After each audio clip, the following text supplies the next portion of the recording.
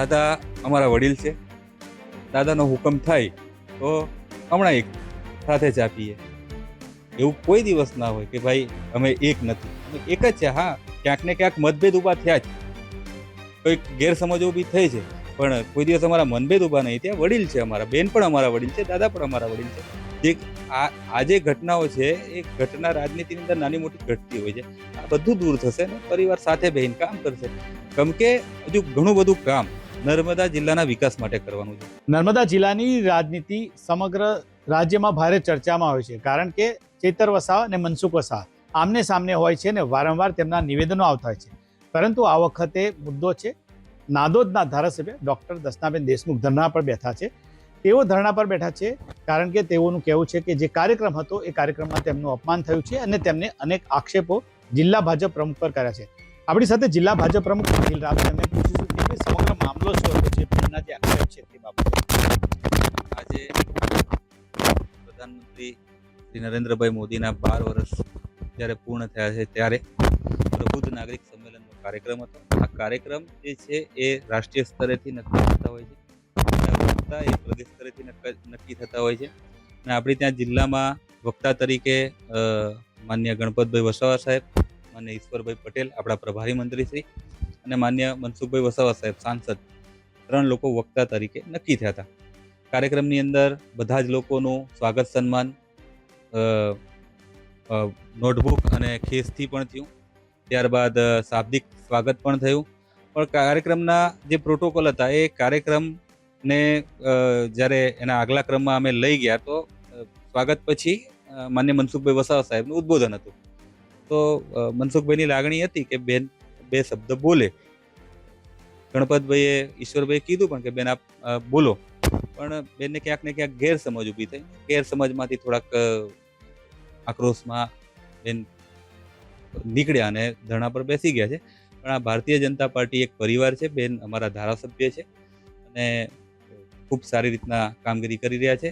એટલે જે કંઈક ગેરસમજો ઊભી થઈ છે એ દૂર કરીશું. ભારતીય જનતા પાર્ટીના જિલ્લા ભાજપના અધ્યક્ષ તરીકે અને ભાજપના કાર્યકર્તા તરીકે સૌનો સાથ સૌનો વિકાસના મંત્ર સાથે જ્યારે અમે આગળ વધીએ છીએ તો આ તો અમારા બેન છે, એટલે જે કંઈક ગેરસમજો છે એ અમે આગામી દિવસોમાં દૂર સાંસદ મનસુખભાઈ વસાવા અને ડોક્ટર દર્શનાબેન દેશમુખ આજે સાથે ત્યાં હતા.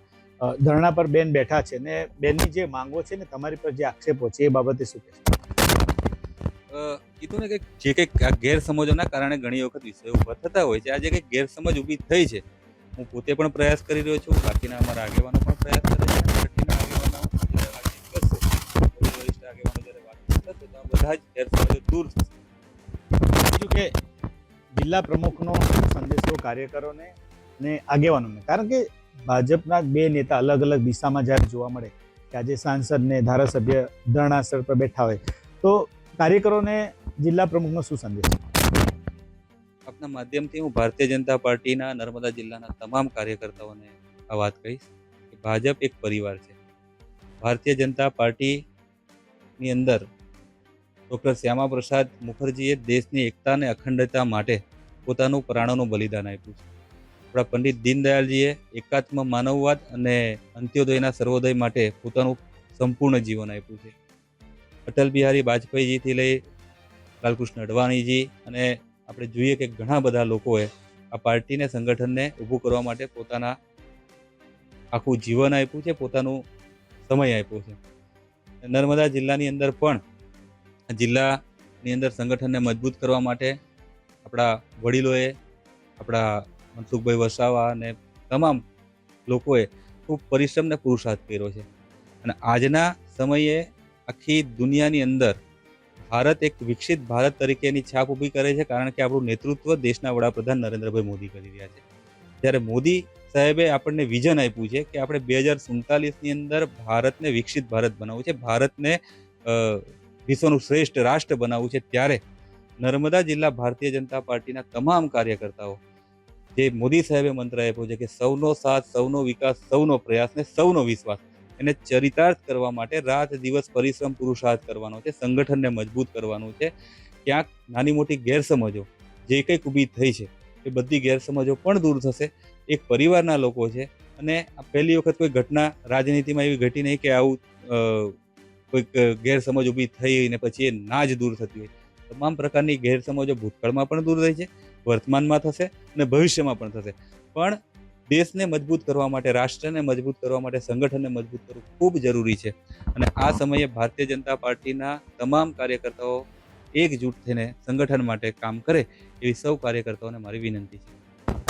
વસાવા, નીલ રાવ અને દર્શનાબેન દેશમુખ ક્યારે એક સાથે જોવા મળશે? દાદા અમારા વડીલ છે, દાદાનો હુકમ થાય તો હમણાં એક સાથે ચા પીએ. એવું કોઈ દિવસ ના હોય કે ભાઈ અમે એક નથી, અમે એક જ છે. હા, ક્યાંક ને ક્યાંક મતભેદ ઊભા થયા જ, કોઈક ગેરસમજો ઊભી થઈ છે, પણ કોઈ દિવસ અમારા મનભેદ ઊભા નહીં થયા. વડીલ છે અમારા, બેન પણ અમારા વડીલ છે, દાદા પણ અમારા વડીલ છે. જે આ જે ઘટનાઓ છે એ ઘટના રાજનીતિની અંદર નાની મોટી ઘટતી હોય છે. આ બધું દૂર થશે ને પરિવાર સાથે બેહીને કામ કરશે. કેમ કે હજુ ઘણું બધું કામ નર્મદા જિલ્લાના વિકાસ માટે કરવાનું છે. અને અત્યારે વર્તમાનની અંદર કેન્દ્ર સરકાર ને રાજ્ય સરકારની ઘણી બધી યોજનાઓ, આજે સ્ટેચ્યુ ઓફ યુનિટીના કારણે જિલ્લાને આખા દેશના નકશામાં નર્મદા જિલ્લો અંકિત થયો છે. આજે હજારો યુવાનો સ્ટેચ્યુ ઓફ યુનિટીના કારણે એમને રોજગારી મળતી થઈ છે. આજે આપણી ચારે બાજુ આપણે જોઈએ તો 4 ટ્રેક રસ્તાઓ આપણને જોવા મળે છે. મેડિકલ કોલેજ એ દેશના વડાપ્રધાન આદરણીય નરેન્દ્રભાઈ મોદીએ આપણને ભેટ આપી છે. ભગવાન બિરસા મુંડાના નામથી આખી યુનિવર્સિટી ભેટ આપી છે. દરેક તાલુકાની અંદર એકલવ્ય મોડલ શાળાઓ ભેટ આપી છે. તો હજુ ઘણું બધું રોજગારીના ક્ષેત્રે અને બાકીના ક્ષેત્રે તમે ભેગા મળીને કામ કરવાનું છે. અને એમાં મનસુખભાઈ, મારી જેટલી ઉંમર છે ને એટલી એમની રાજનીતિનો મનસુખભાઈનો અનુભવ છે. તો એમનો આશીર્વાદ અને એમનું માર્ગદર્શન તો અમારી માટે ખૂબ જરૂરી છે. એમનું માર્ગદર્શન લઈશું. ક્યાંક ગેરસમજ એમને મારી માટે હશે તો એ પણ દૂર કરીશું, અને બેનથી પણ દૂર કરીશું, અને ભેગા મળીને કામ કરીશું. પણ પેલી કહેવત છે ને કે જો લાકડાનો ભારો, જો લાકડા છૂટા છૂટા હોય તો તૂટી જાય. જો એક સંગઠન, બધા નેતા એક સાથે જો કામ કરશે તો ભારતીય જનતા પાર્ટીને આવનારી વિધાનસભાની ચૂંટણીમાં સારી રીતે પાર્ટી કામ કરી શકશે. અત્યારે એવું સ્થિતિ જોવા મળે છે કે એમના અલગ બયાન આવે છે, અલગ દેખાય છે. તો એના કારણે ભાજપને એક તરફે મતદારોને પણ એક જાતનો વિચાર આવે કે ભાઈ ભાજપના અંદરના સંગઠનમાં અત્યારે જો મનમેળ નથી તો કેવી રીતે મતદાન કરવું, અને આ જે મનમેળ ક્યારે એક સાથે બધા નેતા ક્યારે જોવા મળશે. ખાસ તો બધાની ઈચ્છા એવી છે કે ભાજપના કાર્યકરોની, ભાજપના તમામ હોદ્દેદારો કે ભાજપના શીર્ષનું નેતૃત્વ જિલ્લાનું છે એક સાથે જોવા મળે. એક તો મનમેળ નહીં, એ વાત મતભેદ છે. મનમેળ અમે બધા એક જ છે. અને ભાજપનો કાર્યકર્તા એ દેશ માટે, રાષ્ટ્ર માટે કામ કરતો હોય છે, સમાજ માટે કામ કરતો હોય છે. હંમેશા અમારા પ્રદેશના અધ્યક્ષ જગદીશ વિશ્વકર્માજી કહે છે કે આપણે 365 દિવસ 24 કલાક સમાજ માટે અને દેશ માટે સતત કામ કરવાનું છે. ચરેવેથી ચરેવેતીનો અમારો મંત્ર છે. ગેરસમજો ઊભી થઈ છે.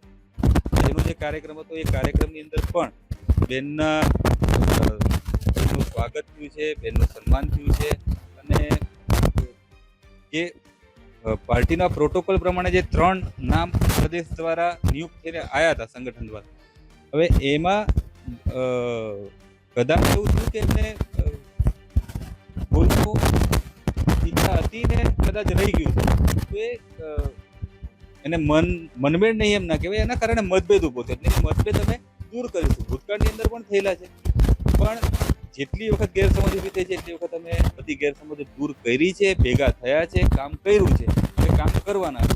સતત ચલના સતત ચલના યહી તો મંત્ર હે આપના, એ મંત્ર સાથે અમે કામ કરીએ છીએ. એટલે અમે સારી રીતના કામ કરીએ.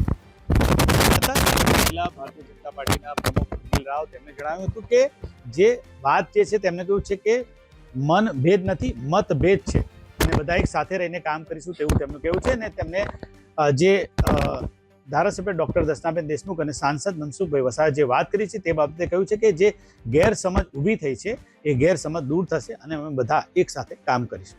નરેન્દ્ર પેપરવાલા, ગુજરાત તક, નર્મદા.